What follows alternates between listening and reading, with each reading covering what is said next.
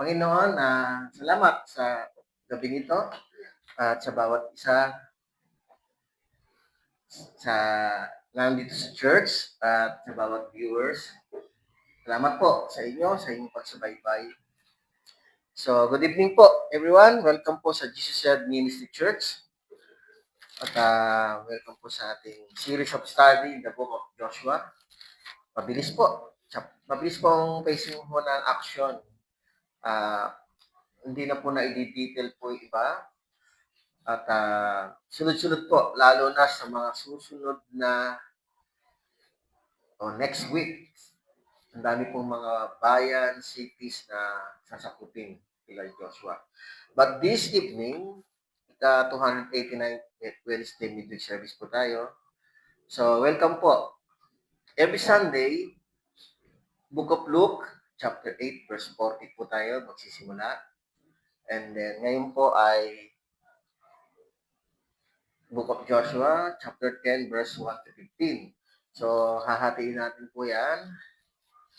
So, next week na po yung ibang verses o yung kalahati. So, the sun and the moon stand still. Written, nakasulat din ito in the book of Jasher. Mamaya, malalaman natin kung ano ang ibig sabihin ng book of Jasher. But before we start, let's pray. Diyos Ama, sa ngalan po ng Panginoong Yesus, kami po ay patuloy na nagpapakumbaba sa trono ng iyong kahabagan. Kami po nawa ay utusan po ninyo na humarap at makinig sa iyong salita. Dalangin namin, Panginoon, na loobin mo na kami matuto at mabiyayaan ang salita na hindi mo binibigay sa sino man. Pinipili po ninyo sino man tao na pagpapahayagan nyo. Kaya nawa, loobin mo dito sa church, ganoon din po sa mga viewers na kayo po ay mag-bless. Payagan niyo po ang mga viewers na maunawaan namin sa tulong ng Banal na Espiritu ang mensahe ng aming pag-aaral ngayon.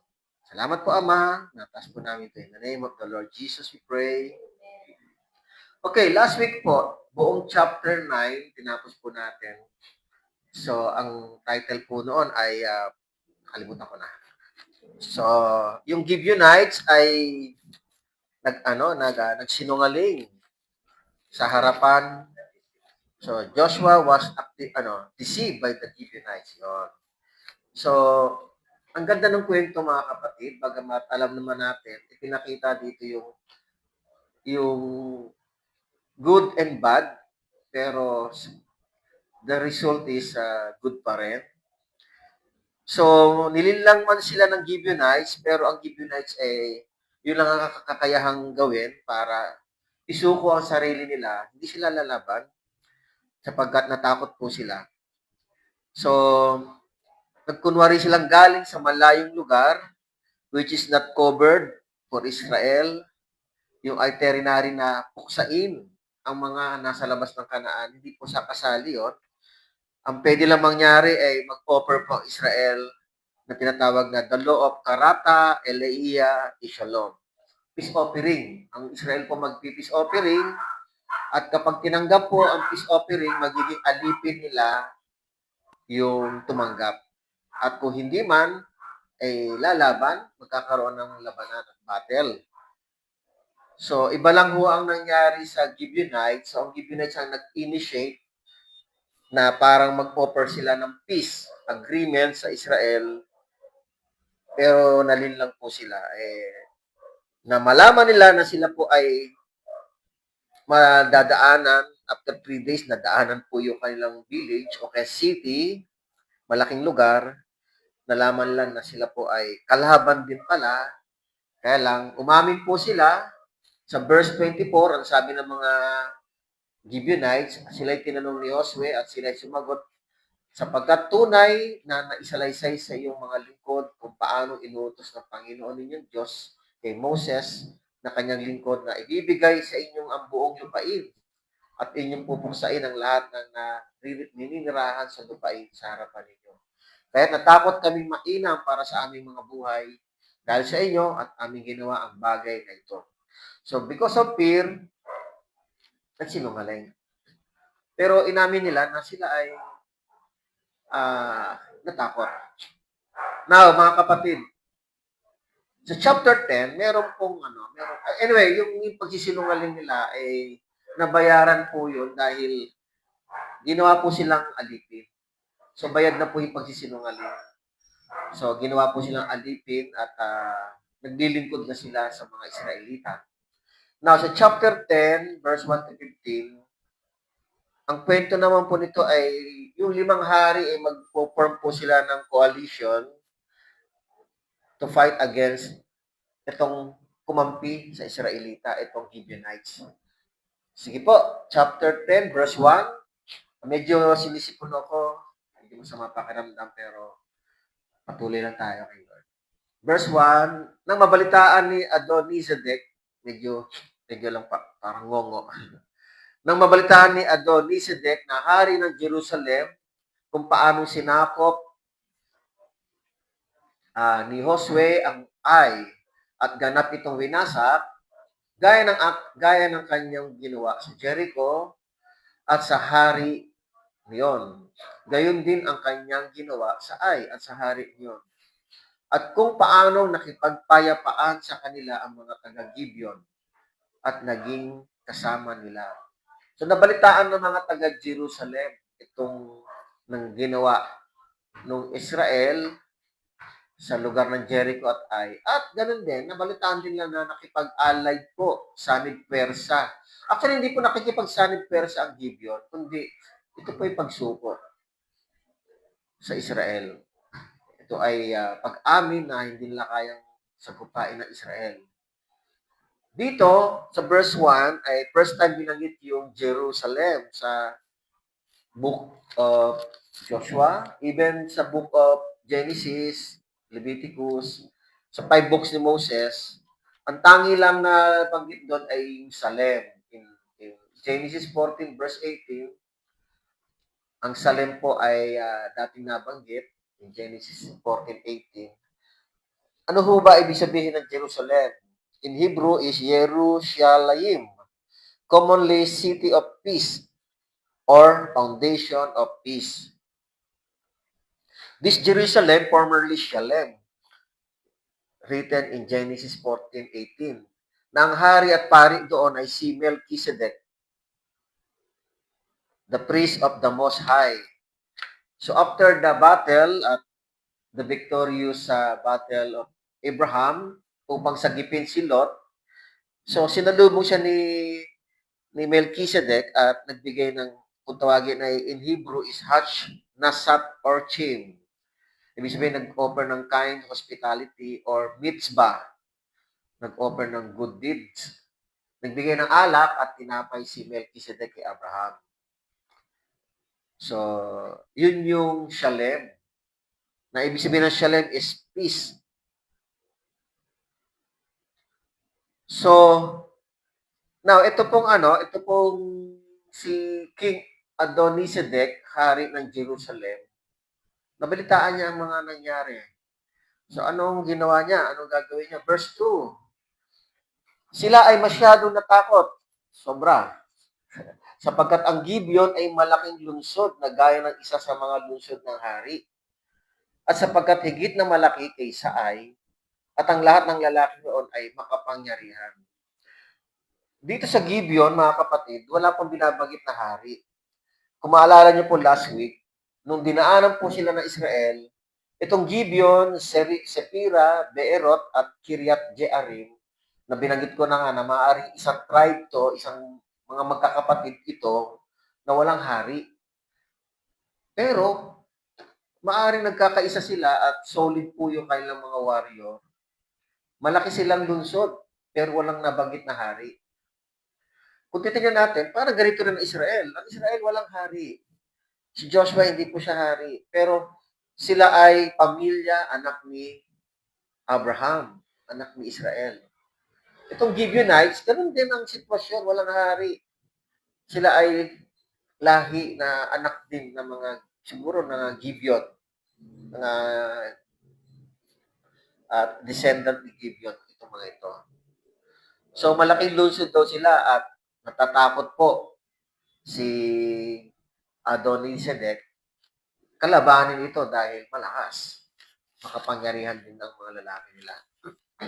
Ngayon, verse 3, kaya si Adonisedek, na hari ng Jerusalem, ay nagsugo kay Oham, na hari ng Hebron, at kay Piram, na hari ng Jarmut, at kay Japia, na hari ng Lakish, at kay Debir, na hari ng Eglon, na ipinasasabi, verse 4, maaari itong 5 kings na to kasama si King Adonisedek, maaari ito yung inner circle at ang maaring leader nila ay si Jerusalem King Adonisedek. Verse 4, makikita natin na dito sa verse 4, pumarito kayo at tulungan niyo ako. So, parang siya'y nag-uutos sa mga hari doon. At patayin natin ang Gibeon. Sapagkat ito ay nakipagpayapaan kay Josue at sa mga anak ni Israel. So, siya na mismo ang natakot at hindi niya kaya ang Gibeon. So, humingi siya ng support sa iba pang hari. So, sabi nga niya, pumunta kayo rito, tulungan ako, patayin natin ang Gibeon. Sapagkat nakipagpayapaan kay Josue ang mga taga-Gibeon. Verse 5, kaya tinipon ng 5 hari ng Amoreo, ang hari ng Jerusalem, ang hari ng Hebron, ang hari ng Jarmut, ang hari ng Lakish, at ang hari ng Eglon, ang kailang hukbo, at nagkampo laban sa Gibeon, at nakipagdigma laban doon. So itong grupong ito, anak sila ng mga Amoreo, itong 5 hari. So tinipon po sila. Kung mapapansin nyo last week, sa chapter 9 ng Joshua verse 1, yung 5 hari ng Heteo, Amoreo, Cananeo, Pereseo, Hebeo, Jebuseo. Ang binabanggit lang dito yung Amoreo na may isang hari, and then yung hari na ito, like si Adonisedek, na King of Jerusalem, ay meron pang mga hari na perhaps under his authority, siguro sa magkakapatid, kasi mga anak-anak na po ito, siguro ito yung mga magkakapatid na ang panganay ay nagiging leader sa mga magkakapatid. Kasi anak to ng mga Amoreo. At ang Amorites ay anak ni Cananeo. Yung mga Canaanites. Kaya yung binabanggit sa Joshua 9 verse 1, may binanggit pa doon na Heteo, Cananeo, Pereseo. Siguro yung mga hari na ito ay mayroon sila pang hari na nasa sa ilalim ng kanilang nasa ilalim ng kanilang mga paghari pa. Okay? So, sinugo po at nagkaisa po sila at laban sa Gibeon at nakipagdigma laban dito. Flash lang po natin yung mapa.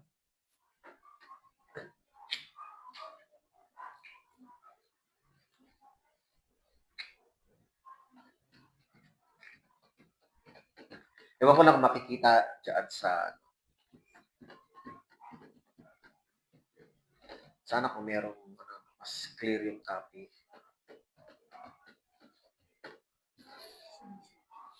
Kita. Kita ba dyan, sis? Galiin. Okay. Pa-flash, paki-zoom nga ito. Hindi na kita, no?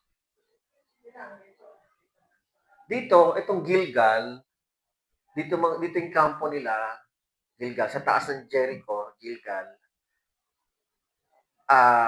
ang Israel po yan. Andito po yung bayan na yon na Lakish, Debir, Eglon, Hebron, Jarmut, ito po. Makikita po diyan. Mapapansin niyo, dilaw po yung, ibig sabihin, kinubkob yan ng Israel. Kapag ang yellow legend ay sword na naka-cross, pag naka-cross, ibig sabihin nagkaroon ng battle. Pero kapag isa lang yung sword, hindi na nakalaban. Ibig sabihin, hindi nakalaban yung mga kalaban ng Israel. Talagang nasunod po yung yung labanan. So, okay. Thank you, Sister Sally. Mamaya meron pa isa. Okay. Verse 6, thank you. Ngayon, nilusob na po nila ang Gibeon. And then verse 6, at ang mga tao sa Gibeon ay nagpasugo kay Josue sa kampo ng Gilgal na sinasabi, huwag mong iwan ang iyong mga lingkod. Pumarito ka agad sa amin, iligtas at tulungan mo kami sapagkat ang lahat ng mga hari ng mga Amoreyo na naninirahan sa lupaing Bupurol ay nagtipon laban sa amin. So nagpasugo siya kay Joshua. Dahil nga kino-corner na po, kinalaban na po yung mga Gibeonites. Verse 7, okay, by the way, ano po ba yung privilege, katulad nito, Gibeonites, nagpasugo siya kay Joshua na tulungan sila. Sabi kasi dito, wag mong iwan ang iyong mga lingkod. Okay. Dahil sa nangyari last week sa teaching natin sa Joshua 9, nagkaroon ng peace agreement na yung mga Israelita sa Gibeonites. So, naging alipin na sila. So, dito mga kapatid, the law, magkakaroon ng malasakit na ang Israelita sa kanilang mga alipin, sa mga lingkod. The law of the foreign slaves written in Leviticus 25 verse 44 to 46. Bagamat magkaiba ang sitwasyon, kasi may batas po ang pinagawa si Lord kay Moses, kapag ang alipin ay binili mo, kapag ang Israelitang alipin mo ay naging alipin, ituturing mo siyang hindi alipin. Pero kapag foreign yung alipin, bibili ang Israelita sa foreigner para maging alipin, magiging kanyang pag-aari yon. So ngayon, iba lang ang pangyayari dito sa Gibeonites. Ang Gibeonites kasi, parang sila yung nag-offer sa sarili nila na maging alipin. Sila yung nag-volunteer sa Israel na maging alipin. Lingkod mo kami, sabi ganon. At ito'y naging covenant. Wala pa ako nababasa na explicit verse or law, eksakto, na the nature law of being slave ay na ganito tulad ng ginawa ng Gibeonites. Pero ang content po ng pagiging alipin ay pumapasok naman doon sa Leviticus 25 verse 44 to 46 na kapag naging alipin mo ang isang tao, magiging pag-aari mo yon. Magiging pag-aari mo yon. Kung di ako nagkakamali, walang batas doon, di katulad ng mga Israelita. Sa Israelita, kapag naging alipin mo ang kapwa mo Israelita, sa ika-6 na taon lang siya maglilingkod, ika-7 taon ay siya ay palalayain. So, Leviticus 25:44, titignan ko lang po kung meron din siyang 7 years of freedom. So, Leviticus 25:44, tignan ko lang po. Sabi po rito, Leviticus 25:44.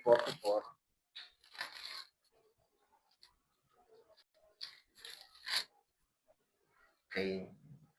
Tungkol sa iyong mga alipin lalaki at alipin babae na maaaring mayroong kamula sa mga bansang nasa palibot ninyo, sila pipiliin ninyo bilang mga alipin lalaki at alipin babae. Verse 45. Maaari din kayong bumili mula sa mga anak ng mga dayuhan na nakikipanirahan sa inyo at sa kanilang mga sambahayan na kasama ninyo na pinanganak sa inyong lupain at sila magiging inyong alipin o pag-aari. Verse 46, at sila inyong kukunin bilang pamana sa inyong mga anak pagkamatay ninyo upang maging pag-aari. So, isasalin sila sa mga anak. Mayatang ninyo sa kanila ang paglilingkod, magpakailanman. Ngunit sa inyong mga kamag-anak, na mga anak ng Israel ay huwag kayong mamumulot na may kabagsikan. Verse 47, kung ang dayuhan o nakipanirahan kasama mo ay yumangan at iyungang. Ito, yung next verses, wala pong binabanggit na may freedom po yun, yung alipin na galing sa ibang bansa. Pero sa ibang batas, yung mga kapwa Hebreo ay makakalaya for 7 years. But siguro, Lord willing, ma-review ko pa ulit. But this time, meron na pong malasakit ang Israelita dahil naging alipin po nila ang Gibeonites. Parang binili sila ng Israel. Parang binili ng Israel ang Gibeonites para maging servant at alipin. At ang ibinayad ng Israel ay buhay nila. Hindi sila pinatay dahil sila po ay kasama sa kapatayin. Kasama sila sa pupuksain. Kaya ang pagiging batas ng pagiging alipin ng Gibeonites sa Israel ay may halaga, may value. Kaya nakakahingi sila ng tulong. Kasi po, nagkaroon ng peace offering at sila lingkod ng mga Israelita. Kaya humingi sila ng tulong sa mga Israelita at ang sabi, pumarito kayo sa amin sapagkat sila ay tulungan, iligtas sila, tulungan para sapagkat ang lahat ng mga hari ng Amoreo ay nanirahan ay lumusog sa kanila, lumaban sa kanila. So, verse 7, sabi rito, kaya't umahon si Josue mula sa Gilgal, siya at ang buong bayang pandigma na kasama niya at ang lahat ng mga matatapang na mandirigma. So umahon po. Hindi po sila nag-isip ng anumang bagay at umahon sila upang iligtas po yung kanilang bagong kasama, bagong alipin. Verse 8, sinabi ng Panginoon, dito merong intervention si Lord. Sinabi ng Panginoon kay Josue, huwag mo silang katakutan sapagkat ibinigay ko sila sa iyong mga kamay. Walang lalaki sa kanila na makakatayo laban sa iyo. Perhaps si Josue o si Joshua maaaring natakot. Maaaring nagkaroon siya ng parang agam-agam. 5 po yung hari kaso sa gupain nila. But the Lord comforts Joshua. Sabi ni Lord, ay huwag mo silang katakutan sapagkat ibinigay ko na sila sa iyong mga kamay. Walang lalaki sa kanila na makakatayo laban sa iyo. So this is the confirmation of God that the request of Gibeonites is granted. That God never blamed Israel for not consulting God about the Gibeonites. Sabi lang ni sabi lang ni Joshua yon kasi hindi sila sumangguni sa Panginoon. Kaya sila ay nalinlang. But, confirm naman ng Panginoon na kasi hindi sinasabi ni Lord na pabayaan mo ng Gibeonites. Kasi ikaw, Joshua, hindi ka nakipag-usap sa akin. Walang ganon. And the Lord never blamed Gibeonites for not telling the truth before Joshua. So, wala tayong mababasa na sinisisi ni Lord si Joshua. So, sana hindi kayo mapapalaban kung hindi niyo tinanggap yan. Wala tayong mababasa, no? Wala tayong mababasa na sinabi ni Lord, pabayaan mo na yung Gibeonites. Wala po. But the Lord confirmed na tutulungan ng Gibeonites. Sabi nga ni Lord, huwag kayong matakot. Walang hihigit o lalaki na makakatayo laban sa iyo. So, 5 kings against Joshua. So, tulad na sinasabi ko po sa inyo, kasi ang sitwasyon ng Gibeonites, halos pareho na ng Israel. Wala rin silang hari, pareho. Now, verse 9, marami ilong ko. Kaya si Josue ay biglang dumating. So, si Josue kasi si Joshua, kapag mayroong sinasabi si Lord, lumalakas ang loob eh. Kaya si Josue ay biglang dumating sa kanila. Siya'y umahon mula sa Gilgal sa buong magdamag. And then, anong ginawa ni Lord? Verse 10, nilito sila ng Panginoon sa harapan ng Israel. At kanyang pinatay sila sa isang kakilakilabot na patayan sa Gibeon. At kanyang hinabol sila sa daang panaktaahon sa Beth Horon at tinugi silang hanggang sa Azeka at sa Makeda. Okay. So nilito po sila ng Panginoon. Nagkaroon ng confusion. Kaya mayroong divine intervention si Lord sa mga kalaban ng mga Israelita. Mga kapatid, ang dami pong ganitong pagkakataon as we go along sa study natin sa mga Marami pong ganitong ginagawa si Lord na pinangungunahan niya, ginugulo niya yung mga kalaban, pinalilito niya yung mga kalaban against Israel. So una, actually sa Exodus 14 pa lang, 25 to 20, 24 to 25, nilito ni Lord yung mga Egyptian. The Lord twisting their chariot wheels para hindi makahabol. Judges 4 verse 15, the routed Sisera and his army with the sword, causing them to flee from Israel. So marami pong bagay na si Lord gumagawa ng paraan, nililito yung kalaban para matalo sila ng mga Israelita. Judges 7:22, Gideon's battle against Midianites. Basahin na lang po ninyo. First Samuel 7 verse 10, the Lord thunder with loud thunder against Philistine, confusing them so that they were defeated by Israel. First Samuel 14:15 to 20, nagkaroon ng panic. A panic from God caused trembling in Philistine camp. Second Chronicle 20 verse 22 to 23, when Jehoshaphat, worship leader, began to praise the Lord, the Lord set ambushes against Ammon, Moab, etc. Second Kings 7:6 to 7, the Lord caused the Syrian army to hear the noise of a great army. Nakalala, may kalabang lumulusob sa kanila. Nakakarin sila ng labanan. So, hindi na alam si Lord gumagawa ng paraan. At dito sa verse na ito, nilito po sila sa verse na ito. Verse 10. Nilito sila ng Panginoon sa harapan ng Israel. At kanyang pinatay sila sa isang kakilakilabot na patayan sa Gibeon. At kanyang hinabol sila sa daang paahon sa Beth-horon at tinugi sila hanggang sa Azekah at sa Makeda. Verse 11. Habang tumatakas sa harapan ng Israel, samantalang sila'y pababa sa Beth-horon, ay binagsakan sila ng Panginoon sa Azekah ng malalaking bato. Batong granizo kaysa pinatay na mula sa langit at sila'y namatay. Higit na marami ang namatay sa pamamagitan ng mga batong granizo kaysa pinatay ng mga anak ni Israel sa pamamagitan ng tabak. So ito po ay hailstone, mga kapatid, from heaven. So tumutulong ang Panginoon, hindi lang nililito yung mga kalaban, kundi tumutulong ang Panginoon. Kasi baka hindi nila mabahabol ng Israelita. So si Lord, binagsakan sila ng malalaking bato mula sa langit. So ang dami pong namatay. Okay, what is the hailstone? Nakalagay kasi sa New King James. What is the hailstone from heaven? Hailstones are a divine, supernatural, or miraculously intensified natural event wherein God rains down massive little ice stones. Both New King James and NIV nakalagay large hailstone. In Hebrew term, ang tawag dito ay Abnei Habarad. A, victory, B-N-E-I, H-A-B, as in boy, A-R-A-D.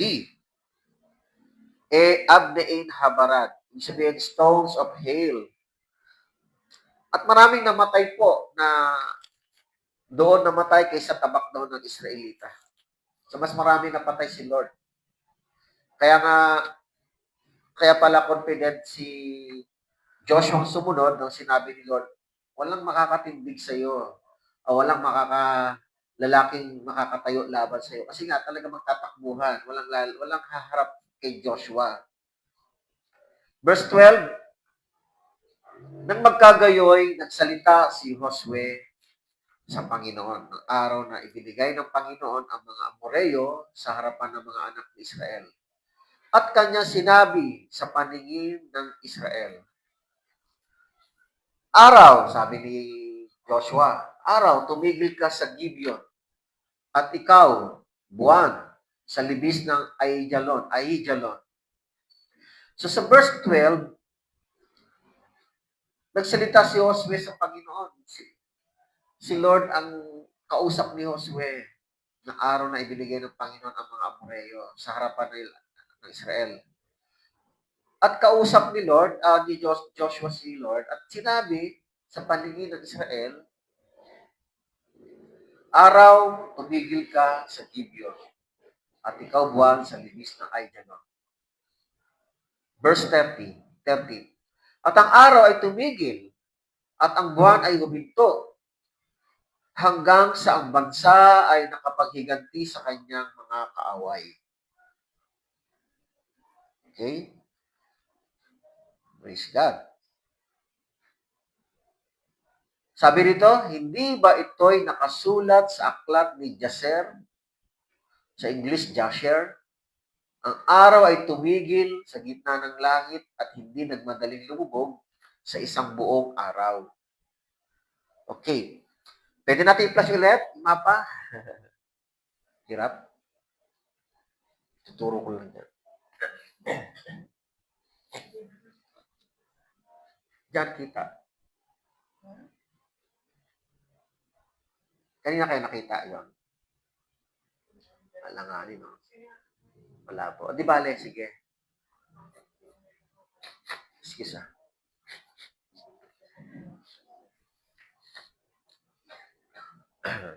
Isip ko.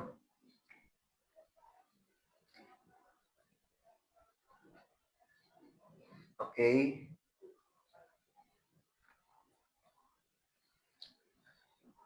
So, yung tuturo ko lang, medyo malabo, malayo. Saan ba huminto yung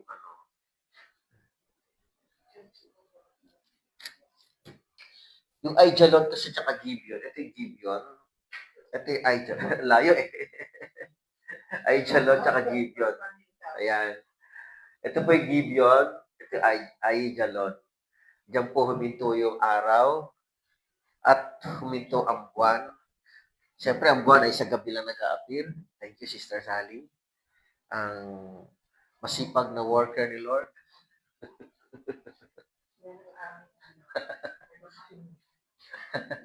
Konti lang po kami. Okay. Sabi po dito mga kapatid, nakasulat din daw ito sa aklat ni Jasher. Mamaya paliwanag lang natin kung ano po yun. Verse 14, hanggang 15 lang po tayo. Verse 14, at hindi nagkaroon ng araw na gaya niyon bago noon at pagkatapos noon, na ang Panginoon ay nakinig sa tinig ng isang tao sapagkat ipinakipaglaban ng Panginoon ng Israel. Ulitin ko po. Noon, first time kasi ito nagkaroon ng ng ganitong tawag dito, mangyayari yung nature ay sumunod nga. At hindi nagkaroon ng araw na gaya niyon bago noon at pagkatapos noon, na ang Panginoon ay nakinig sa tinig ng isang tao sapagkat ipinagkipaglaban ng Panginoon ang Israel. And then verse 15, at bumalik si Josue kasama ang buong Israel sa kampo sa Gilgal. Okay? Wait lang po.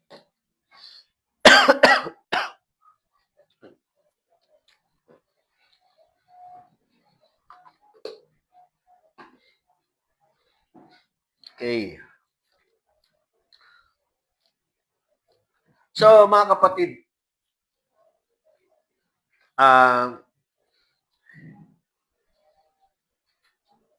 hindi ito nangyari even doon sa panahon, even in Genesis hanggang sa New Testament, na ang Diyos ay nakinig sa salita ni Joshua. Ito po ay para patunayan ng Panginoon sa Israel at kay Joshua na ipagtatanggol sila sa mga kaaway. So the Lord allowed the man of God to command the nature. Kahit even si Elijah tsaka si Moses, iba yung kanyang wala siyang binanggit tungkol sa araw, pahintuin ng araw at pahintuin ng buwan. Ito lang po kay Joshua. Pero meron din pong ginawa si Moses na pinakinggan din siya ng nature.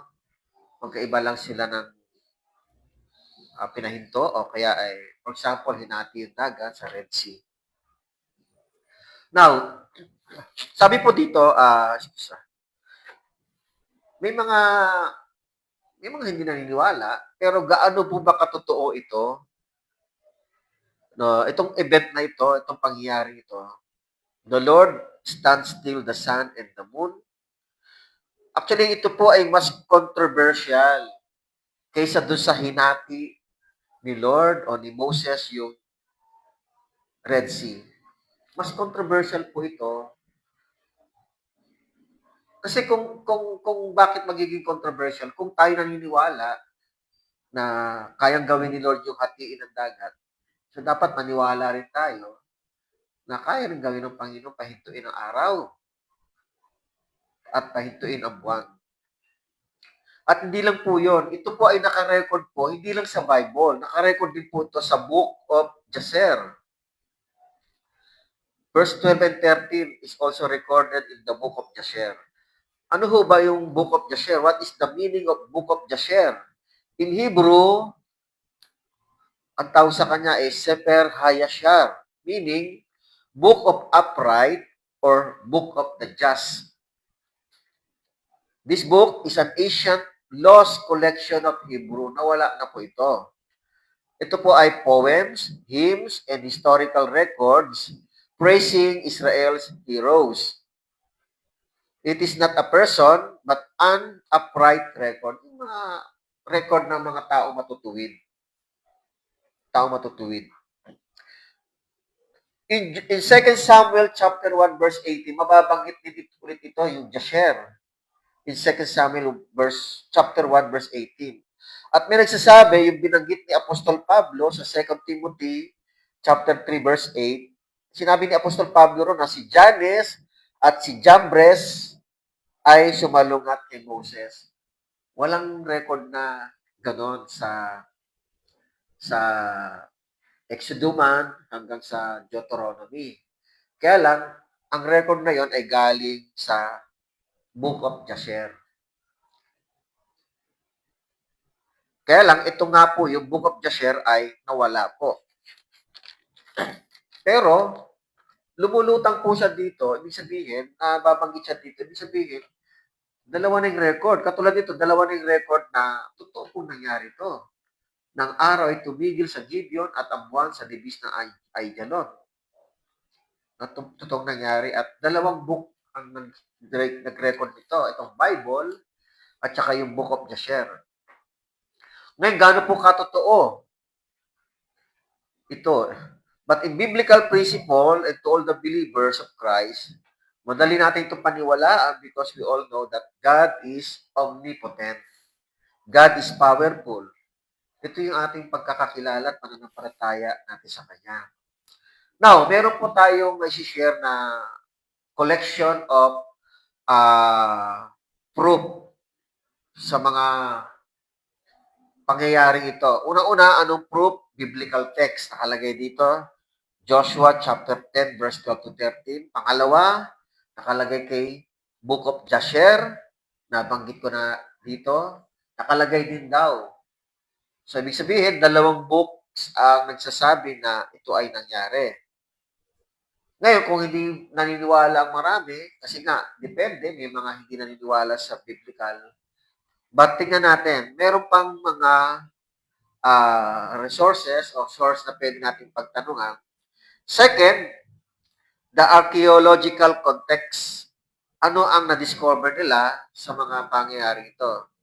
Gibeon, or close parenthesis, El Gib, excavation led by James B. Pritchard in 1956 hanggang 1962 confirmed that the existence of a major city at Gibeon with a large fortified water system aligning with the location in the text. So, meron po mga archaeologists na nakita yung mga facts and then yung mga physical evidence in Gibeon na nagpapatunay na naka-align po siya sa text ng Bible, sa mga pangyayari. Ito nga, na sinasabi na may nangyari dito. Second, resources, sa Aijalon Valley naman, siyempre dalawa po kasing lugar eh. Sa Gibeon, huminto yung araw. Sa Aijalon Valley, sa sa libis ng Aijalon ay buwan naman ang huminto. So, dito naman ano ang proof that the root of the battle, Aijalon Valley, and the destruction layers at other cities mentioned in the campaign, like Hazor, close parenthesis, like Hazor, show evidence of a rapid 15th to 14th century BC destruction consistent with the biblical narrative. So, ibig sabihin, nagsusupport na meron silang mga nakita na sumusuporta sa mga pangyayari ito. Now, una, biblical text. Pangalawa, archaeological context. Pangatlo, anong proof naman doon sa mga global cultural memories? Ano itong global cultural memories? Okay. Nasabi, mahabang araw at mahabang gabi.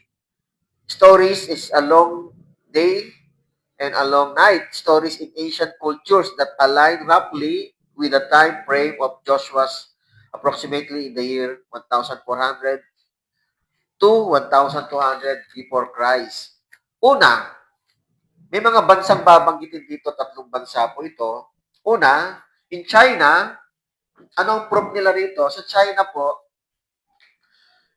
na-experience din ito in ancient China in the Bamboo Annals. Mention, a long day during the reign of Emperor Yao. Meron daw mahabang araw during the time of Emperor Yao. Ano ho bang Bamboo Annals? Bamboo Annals is in Chinese, term is Zhu Shu Jinyan. Ano ba ibig sabihin nito? Are the ancient Chinese court chronicles, kasaysayan po, originally inscribed na nakaguhit po o naka-inscribe po sa bamboo strips. Na-discover po ito around 281 CE. Ibig sabihin yung Common Era. Before AD na po ito. Na-discover to in a Wei State tomb. Yung Wei State tomb daw sa libingan. Covering yung from legendary times 299. Pag sinabing BCE naman, 299 BCE, ibig sabihin before Common Era. Ito po yung BC. Sa atin naman, sa mga naniniwala kay Jesus, is before Christ. So nakita ito, 281 AD, tapos na nakasulat po sa bamboo strips, inscribe di ba, pag inscribe nakasulat, nakapukit, na meron po na nakalagay doon sa China na meron daw panahon na meron daw araw na napakahaba sa record po ng China Chronicles, Ancient Chinese Court Chronicles. Okay, sa China, yung mahaba yung araw. Next, America naman, ito naman ang na-record yung mahaba yung gabi. According sa Aztec and Mayan records, along with various North American Indian, ang Indian po ang mga sinaunang tao sa Amerika. Indian tradition, naranasan naman nila ang long night, mahabang gabi. At pangatlong bansa, Greece. Sabi ng Greece, si Herodotus reported that Egyptian priests show him records of a day that was twice as long. Parang, according daw kay Herodotus, reported that meron daw Egyptian priest na nagpapakita ng record na meron daw silang naranasan na sobrang haba. 2 araw. Hindi nagkaroon ng gabi. Yung 2 araw na yun, huminto ang araw kasi, dire-diretso po yun. Hindi po magkakaroon ng gabi. At hindi rin magkakaroon ng ng tinatawag na pagdating naman ng gabi, hihinto rin yun. Long night naman. So ito yung mga global cultural memories. Ikaapat na resources, ano naman ang version ng mga scientific and astronomical theories tungkol dito? Kasi marami po nag-research eh. Alam niyo naman, marami mga tao na gusto malaman kung ano, ma-proof yung ano yung record ng Bible eh. So dito, the missing day ang tawag nila. While the viral, yung NASA, ano ba yung NASA? NASA. NASA. Basta NASA. Basta NASA. Yung mga pupunta sa moon. Study of ano. So the viral NASA found a missing day story is debunked. Sabihin, parang, kasabihan lang, myth, parang ganon. Some researchers and creationist physicists argue that a 0.24 day discrepancy in ancient calculations. Naka close ano to, sabi dito, reported by astronomer Jean Mesuy in 1972 could be explained if the events in Joshua and 2 Kings chapter 1 verse 18 were real historical events.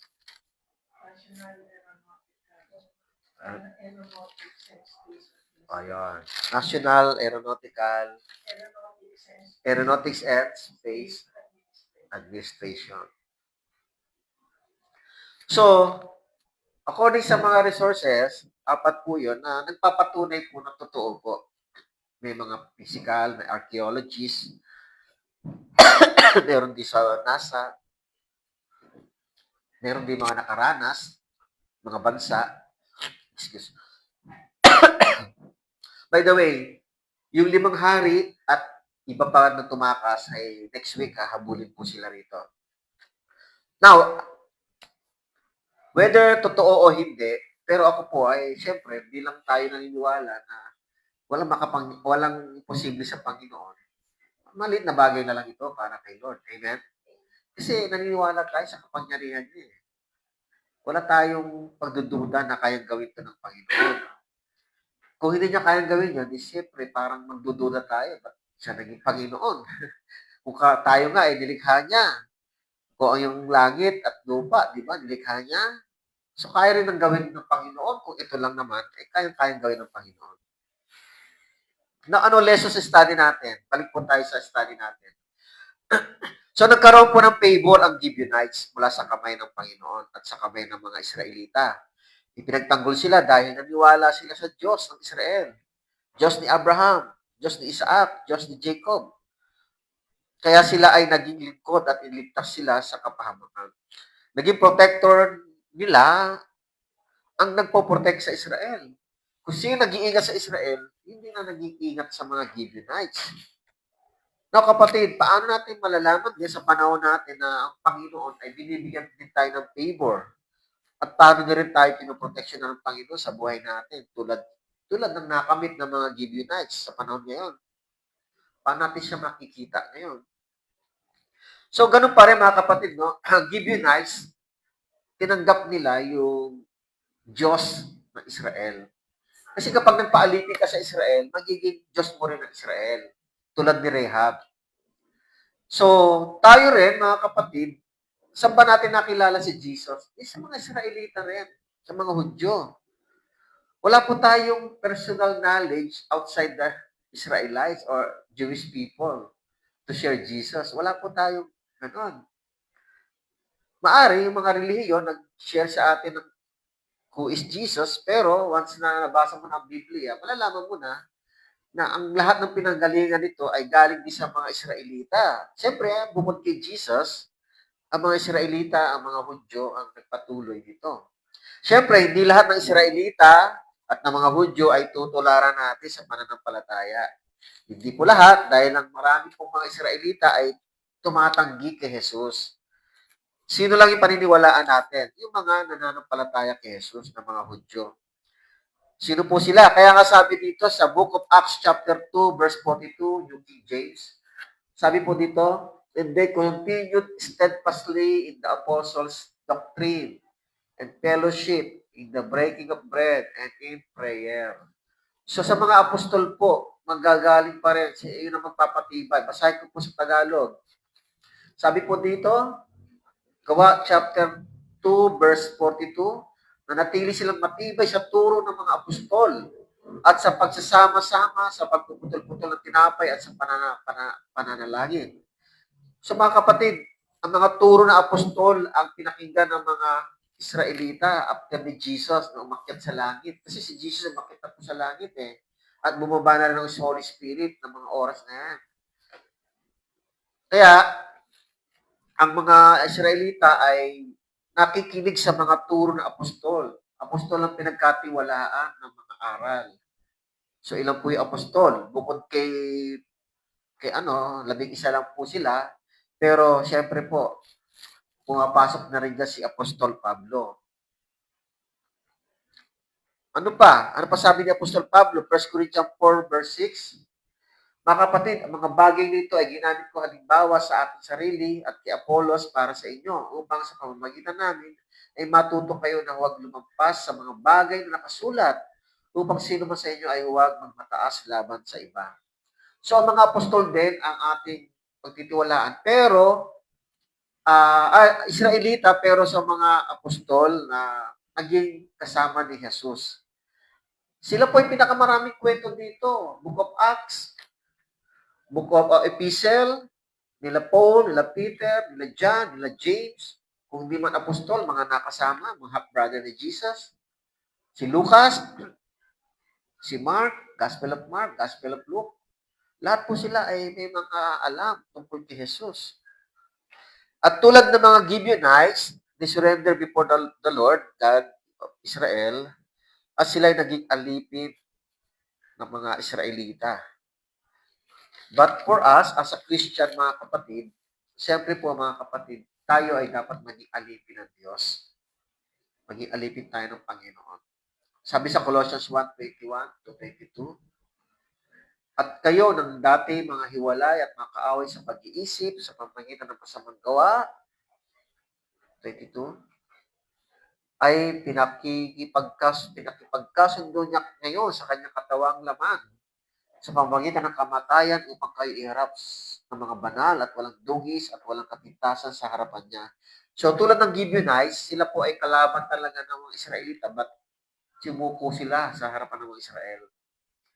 At tulad natin, tayo po ay sumusuko rin sa ating Panginoon na dating kalaban ni Lord at anampalataya tayo sa Diyos ng mga Israelita na mga apostol ng Panginoong Yesus. Kaya kayo tayo magpapaalipin. Romans 6:20-22,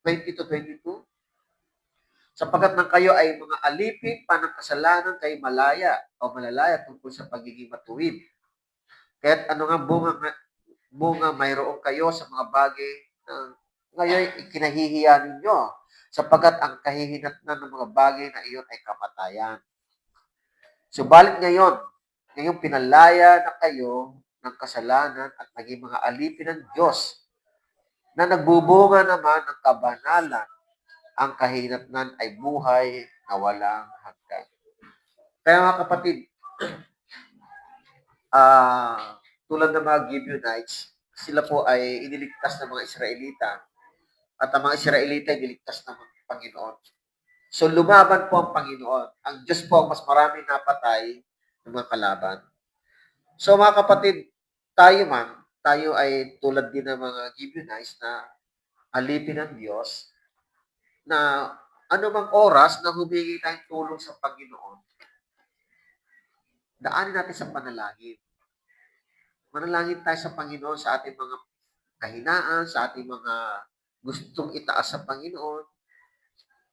Sa Diyos tayo dumulog. Sabi nga sa Filipos chapter 4, huwag kayong mabalisa sa anumang bagay, chapter 4 verse 6, kundi sa lahat ng mga bagay sa pamamagitan ng panalangin at pagsamo na may pagpapasalamat ay ipaalam ninyo ang inyong mga kahilingan sa Diyos. Verse 7, at ang kapayapaan ng Diyos na hindi maabot ng pag-iisip ang mag-iingat sa ng inyong mga puso at mga pag-iisip kay Kristo Jesus. Kaya mga kapatid, ipaalam natin sa Panginoon. Tulad ng Gibeonites, binulusob na sila ng mga kalaban nila. Nagpasugo sila kay Joshua. Tulungan mo kami. Rescue. Ganun din tayo mga kapatid. through prayers, ipaalam natin sa Panginoon, kailangan mo na ba ng rescue ni Lord? Kailangan mo na ba ng tulong ng Panginoon? Kailangan natin talaga. Whether you are in a battle or at peace, kailangan pa rin natin si Lord. Di ba masarap kasama si Lord na nasa kapayapaan tayo? Para bang, hindi lang yung kasama mo si Lord dahil nasa battle ka, lagi kang iniligtas. Iba pa rin yung kasama natin si Lord kahit walang battle. Yung para bang, kumbaga sa body-body, relax kayo ni Lord. So, hindi lang natin dapat tinatawag si Lord tuwing nasa battle tayo. Even in a time of peace, we must talk to the Lord. Makipagkwento ka kay Lord. Kanina nga, pumunta si brother, tuwa bungad na bungad. Pinagpala ako ni Lord, maayos yung aking laboratory. Si brother Edgar. So, share your blessing, share your kung paano nagkaroon ng divine intervention si Lord sa iyo, share it to your friend, to your loved ones, or brother and sister. Kwento mo si Lord. O kaya mag-pray ka, talk to the Lord, na para kang nakasandal, na nagkikipag-usap sa Panginoon. Ang Panginoon, maano si Lord, yung accommodation ni Lord sa atin, He spent time for you, mga kapatid. Hindi ito yung panahon, yung oras na i-spend niya sa iyo is libreng-libre siya anytime. Ang problema ng tao hindi libre. Ang tao po ang busy. The Lord is not busy. The Lord is not busy. Ang pinagkakabahala ng Panginoon, ikaw. Amen? Ang pinagkakabahala ng Panginoon, yung mga taong nananamlay, nire-revive niya. Actually, lahat naman. Hindi natin siya makikita sa ibang lugar. When you talk to Jesus, kausapin mo siya, whether you are in a battle or in a peace, makakausap mo ang Panginoon. Hindi siya mahirap lapitan. Amen? Let's pray. O Diyos Ama, salamat po at at ilagpas niyo po ako. Medyo nahirapan po ako magsalita. Salamat po at bilinas niyo rin po ako na share ang salita. Lord, salamat po sa event na nakita namin kung paano kayo magmalasakit like the Israelites na nagmalasakit sa Gibeonites. So, we also believe na ganoon din kayo sa mga nagpapasakop sa iyo, sa mga naniniwala sa iyo, that anytime na kung kami lalapit sa iyo, hingi kami ng rescue, tulong, andiyan po kayo. Salamat, Panginoon, sa pagpapalang ito na ipinaalam mo sa amin at sa mga viewers na kami po ay magtiwala sa iyo. Kami po ay manampalataya sa iyong kakayahan. Walang imposible. Kayong lumalaban, gumagawa ng paraan to destroy people, all our enemies. Ipinakikita mo na kaya mong tumulong sa anumang paraan. Thank you, Jesus, our Lord and Savior. Thank you, Father God. Thank you, Holy Spirit. Ay lipat ko yung Father God, ang patuloy na kagalingan po. Si Archie. Yan din po kay Sister Nita, kay Tatay Isidro, din po kay Nanay. Malagpasan na rin po ng kapatid ko yung creatinine niya na hindi siya pumapasa. So, nadidelay po ang kanyang pag-alis. Praying din po kami, Lord, sa kaligtasan ng pag-uwi, Sister Tess, Brother Edgar. Salamat po. Pagpalain niyo po, Panginoon, ang bawat isa. Like rin po, Lord, si Mami. Salamat po sa strength na pinagkaloob mo sa kanya. Siya po ay very active pa rin sa barangay at the age of 88. Talagang nabibless po kami. Hindi po ang mga bayaw ko po. At si Gadani, si Ganel. Purihin ka, Ama. Maraming salamat po sa kabutihan mo at sa pagpapala, sa concern mo sa aming lahat, sa malasakit, sa lahat po. Thank you, Father. Nataas mo po ito. In Jesus' name we pray. God bless you all po. To all the viewers, salamat po.